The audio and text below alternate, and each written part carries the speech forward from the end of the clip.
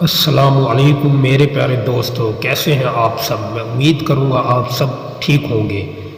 دوستو، آج جو میں آپ کو عمل بتاؤں گا، یہ عمل محبوب کے دل میں آگ پیدا کرنے والا عمل ہے۔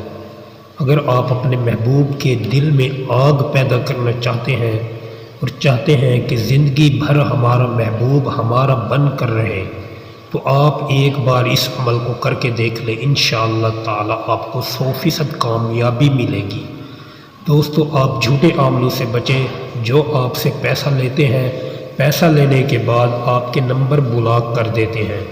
ایسے عامل کے راستے پر آپ نہ چلیں۔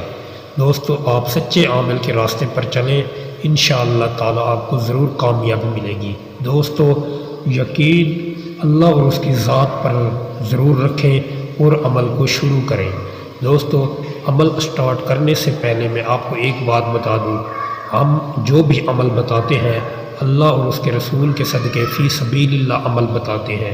ہم کسی سے کوئی پیسہ نہیں لیتے، نہ کسی سے زکوٰۃ لیتے ہیں، نہ کوئی ہدیہ وغیرہ لیتے ہیں۔ ہم جو عمل بتاتے ہیں فی سبیل اللہ بتاتے ہیں۔ میرے ایسے بہن اور بھائی ہیں جو مشکلات میں ہیں، پریشانیوں میں مبتلا ہیں۔ ہم نے زندگی کو اتنا دکھوں میں ڈالا ہوا ہے، ہم اس پریشانی کو کیسے نکالیں؟ اسی لیے میں نے سوچا کہ کیوں نہ ایک ایسا عمل شروع کیا جائے جس میں اللہ اور اس کا رسول بھی راضی ہو اور دنیا کا کام بھی ہو جائے۔ دوستو، آپ اس عمل کو میرے طریقے سے استعمال کریں گے، انشاءاللہ تعالی آپ کو 100% کامیابی ملے گی۔ اگر کوئی ماں کا لال اس عمل کو چیلنج کرتا ہے، میں اس کو 1 لاکھ انعام فوری دوں گا۔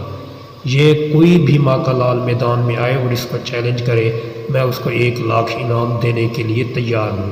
دوستو، آپ صرف اس کو کامل یقین کے ساتھ کریں گے۔ اگر آپ کا یقین کامل ہے پھر آپ کو ضرور کامیابی ملے گی۔ اگر آپ یقین کامل کے ساتھ نہیں کرتے تو بڑے سے بڑے علماء سے آپ وظائف کروائیں، پیروں کے پاس جائیں، عاملوں کے پاس جائیں، ان کو پیسہ کھلائیں اور اپنا بیڑا غرق کرواتے رہیں، اور میں آپ کو اس طرح ہی شاباش دیتا رہوں گا۔ دوستو، آپ ایک بار میرے طریقے سے اس عمل کو کر لیں، انشاءاللہ اپنے محبوب کے دل میں ایک ایسی آگ، ایسی تڑپ پیدا کریں گے، وہ آپ کے بنا ایک پل بھی نہ رہ سکے گا۔ دوستو، آپ نے اس عمل کو کس طرح کرنا ہے اور اس کا وقت مقرر کیا ہے؟ دوستو، آپ اس عمل کو جمعہ کے دن سٹارٹ کریں گے۔